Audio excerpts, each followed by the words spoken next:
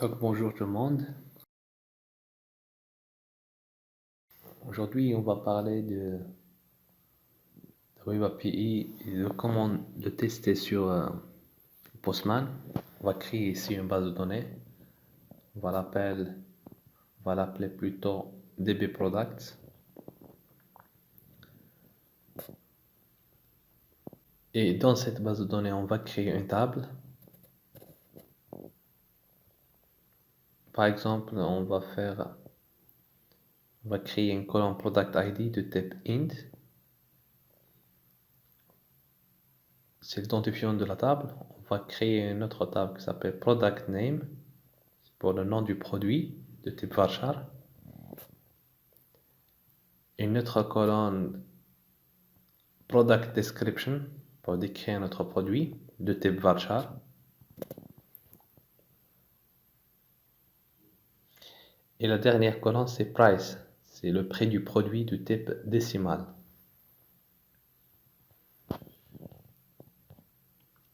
Maintenant, on va définir Product ID comme clé primaire.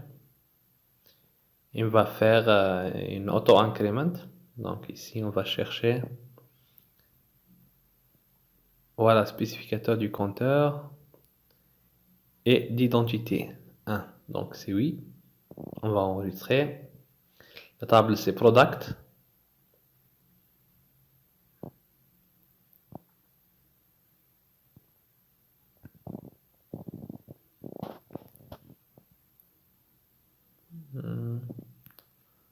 Donc voilà, on fait une actualisation.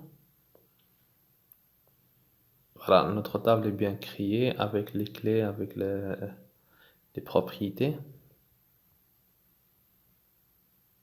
Donc ici, on va créer une nouvelle requête pour qu'on va essayer de générer les données automatiques dans ces tables. Donc ce sont des données qui servent à tester notre Web API. Ce sont des données aléatoires. Donc c'est pour ça, on va utiliser un script dédié pour ça. Donc voilà, ici on déclare un identifiant. Donc ici on choisit DB Product. On fait notre requête d'insertion. C'est la table plutôt Product. Donc voilà, on va exécuter ce script.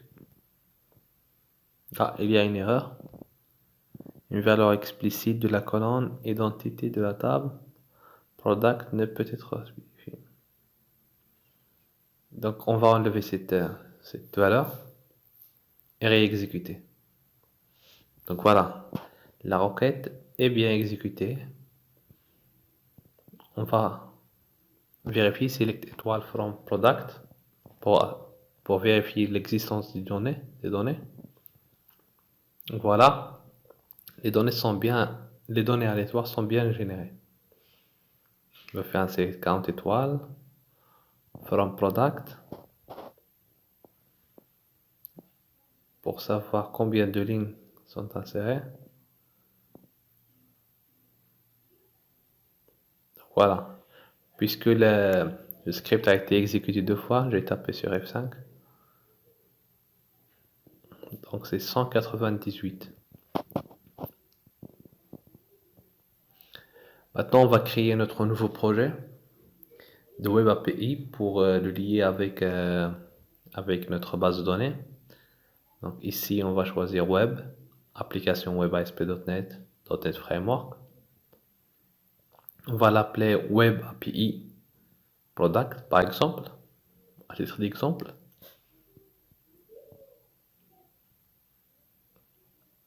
OK. Voilà, on va choisir Web API.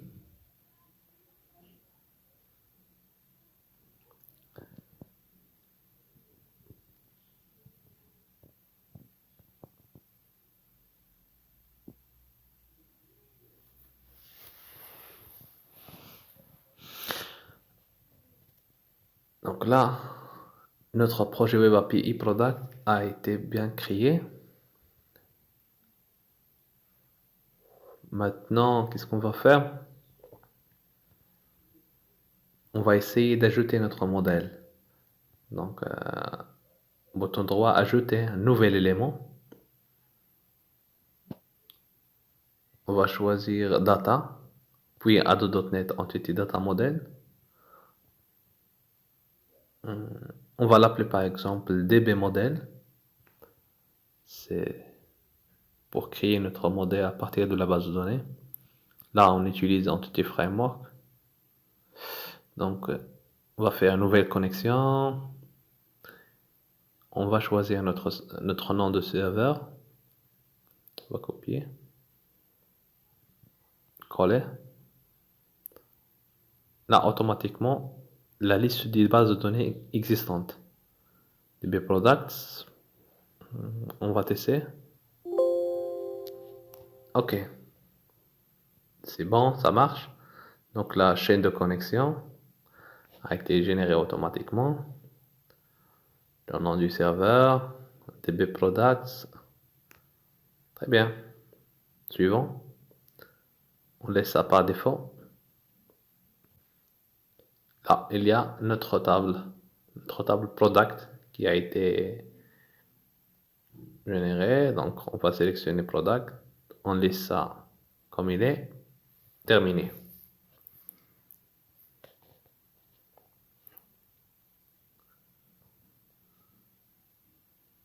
Voilà, normalement, notre modèle doit être généré dans ce dossier Models. Donc, c'est le modèle qui représente notre table Product sur la base de données DB Product.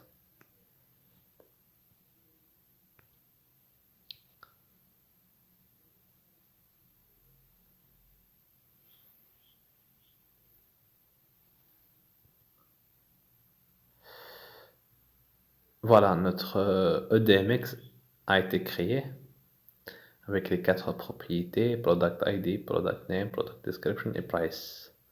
Les propriétés de navigation, on n'en a pas. On fait une génération du produit, une génération du projet plutôt. C'est un build pour voir si tout se passe bien ou s'il y a des erreurs. Donc voilà, la génération est en cours. Voilà, la génération a été réussie. 0 échoué, 0 mise à jour, 0 été ignoré. On va faire un ajout de contrôleur. Donc c'est un contrôleur qu'on va générer en utilisant Entity Framework. Là, on va choisir Control Web API 2 avec action utilisant Entity Framework. Sélectionner nos modèles, c'est Product. La classe de contexte, c'est DB Product Entities. Et le nom du contrôleur, on va le laisser au pluriel, Product Controller.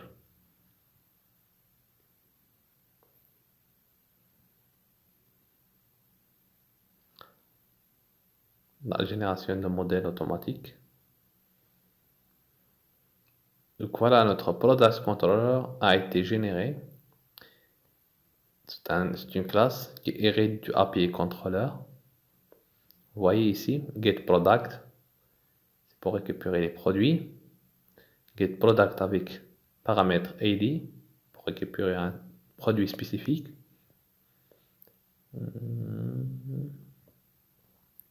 Là, c'est put pour modifier un produit en spécifiant, en identifiant, son identifiant. Il y a aussi post. C'est post product, c'est pour l'ajout d'un nouveau produit. New product. Et là, finalement, c'est delete. C'est pour supprimer un produit en spécifiant son identifiant. Donc, ce sont des méthodes générées automatiquement qui existent dans ce contrôleur qui s'appelle Product Controller. Donc là, on va afficher notre Web API sur Google Chrome. Affichage. Afficher dans le navigateur Google Chrome.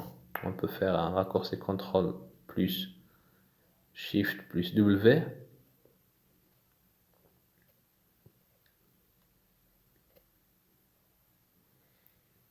Donc voilà notre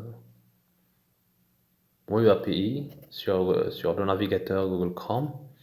Localhost 53 226. Donc c'est le port généré automatiquement pour cette API, pour ce projet. C'est un port local, c'est un localhost. Ici, il y a le menu API, on va cliquer sur API. Voilà. Les get, post, put, delete. Par exemple, API, on va essayer cet exemple. API slash values pour voir si on va récupérer les values. Voilà, donc value 1, value 2. Donc le contrôleur marche bien, values. On va voir notre contrôleur. Products controller API slash products. On va copier et coller ici. Voilà, donc notre ressource, donc ça s'appelle notre ressource, ça s'appelle la ressource, et le lien s'appelle le endpoint.api slash products. Donc ce sont des données existantes dans notre base de données, de notre table product, de la base début product.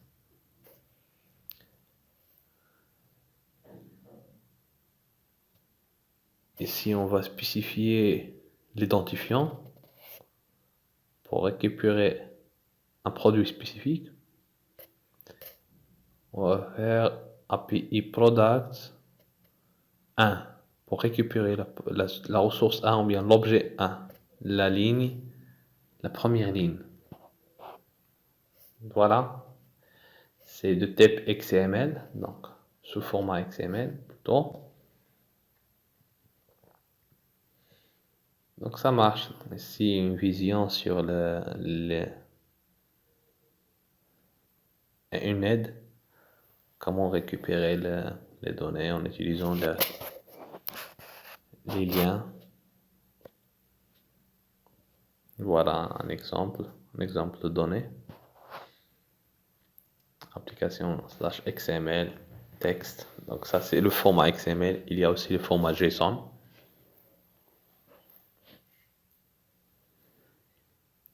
Product pour voir la structure de notre table et de notre classe. Ça marche. Donc maintenant, qu'est-ce qu'on va faire? On va lancer notre logiciel Postman.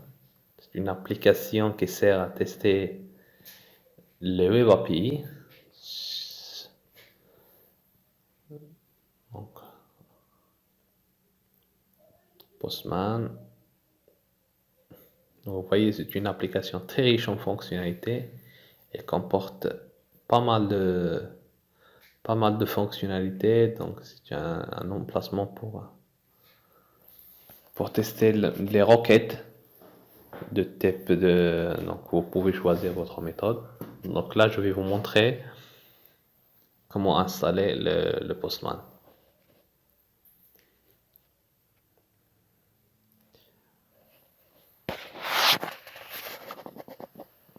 Donc sur Google, on tape Postman.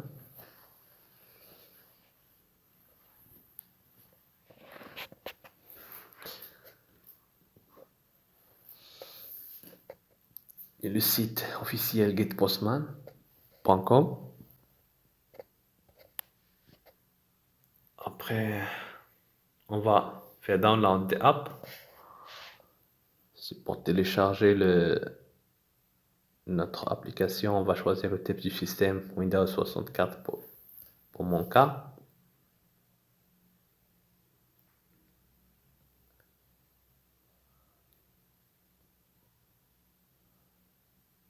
Moi, je l'ai déjà sur mon poste, donc je vais annuler le téléchargement. Donc maintenant,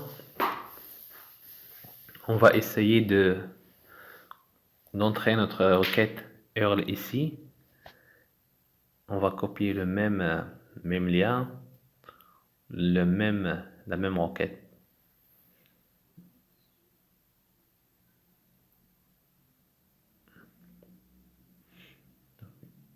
Ici, on va faire API/product.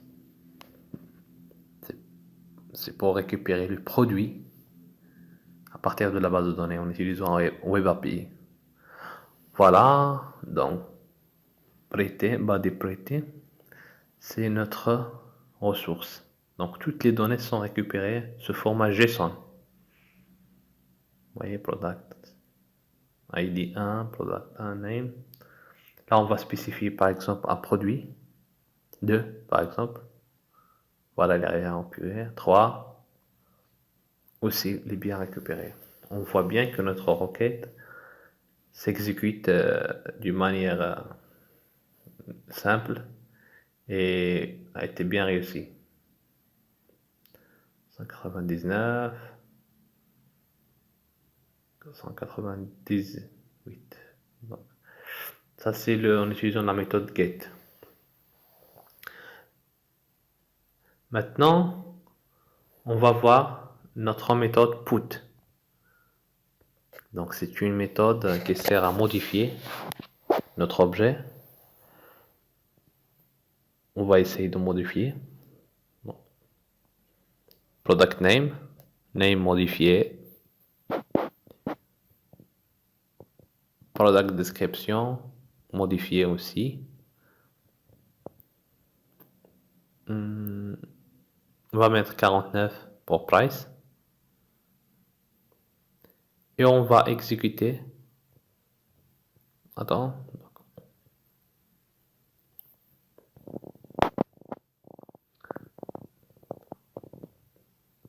Donc là, on spécifie 198. C'est l'ID du produit.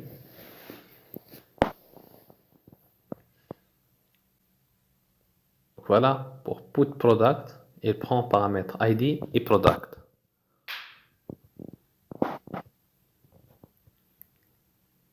On enlève product ID pour savoir si ça marche.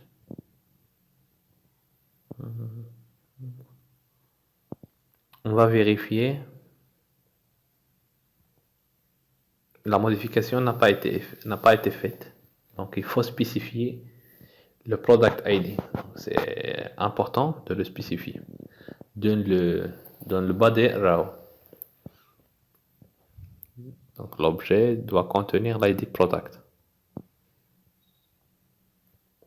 Maintenant, l'enquête a été envoyée, on va vérifier.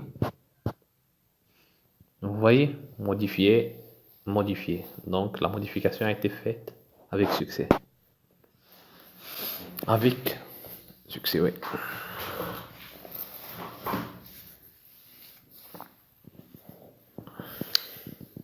Donc là, on spécifie l'identifiant et tout l'objet produit.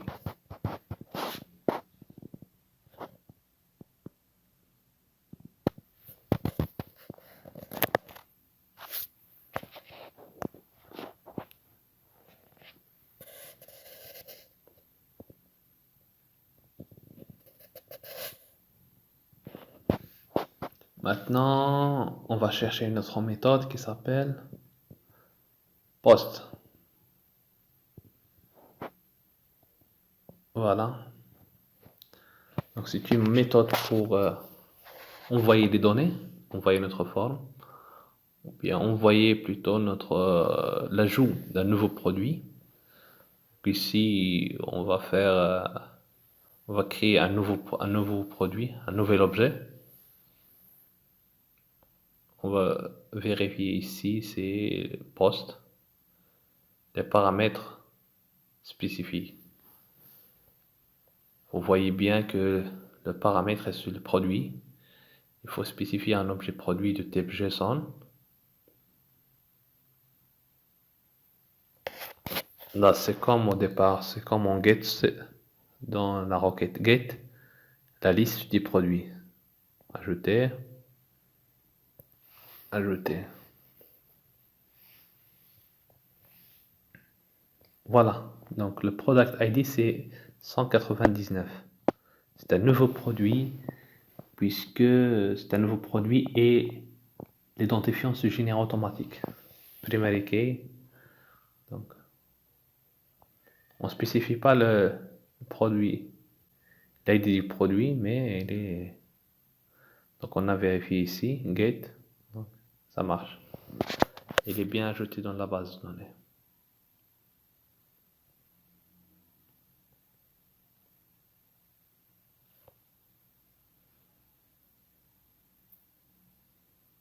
Donc ici on va essayer d'ajouter un autre produit en laissant le product ID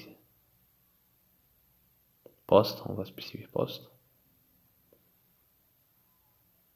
On enlève ça. Send. Donc voilà, un nouveau produit a été généré avec un identifiant 200.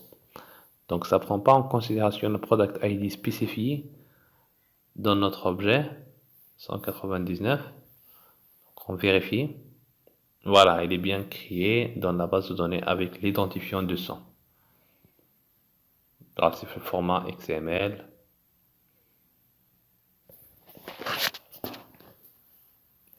Format texte. Format autant. Par défaut c'est JSON. Là aussi, pour spécifier l'objet, le format de l'objet qu'on veut ajouter. Texte, JavaScript, JSON, HTML, XML. Donc, il y a pas mal de formats.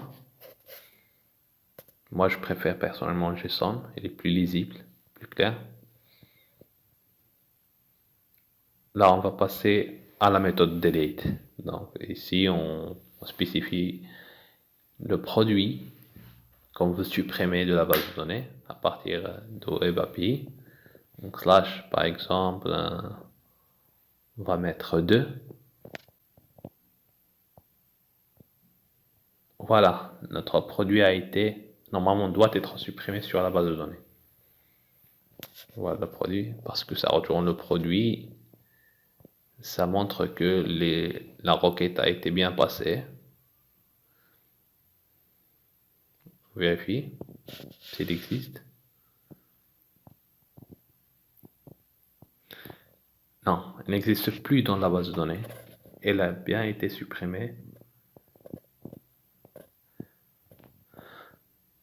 C'est bien, donc on peut vérifier dans l'explorateur de serveur, sur SQL Server, sur Visual Studio. Là, on fait afficher les données de la table.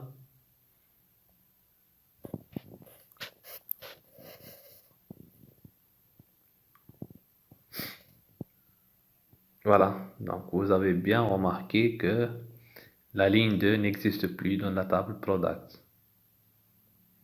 Donc elle a bien été supprimée avec succès. Donc jusque là, je crois qu'on a terminé, on a fait le tour. Comment tester les méthodes get, post. Il y a pas mal de méthodes à tester et à voir. Donc vous êtes appelé pour faire une recherche sur ces méthodes. Donc Postman c'est un très bon logiciel pour tester le fonctionnement de Web API avant de procéder à le consommer via des clients. Donc à le consommer directement. Donc je vous remercie beaucoup de votre attention et je vous souhaite bon courage et à très bientôt. N'oubliez pas de subscribe.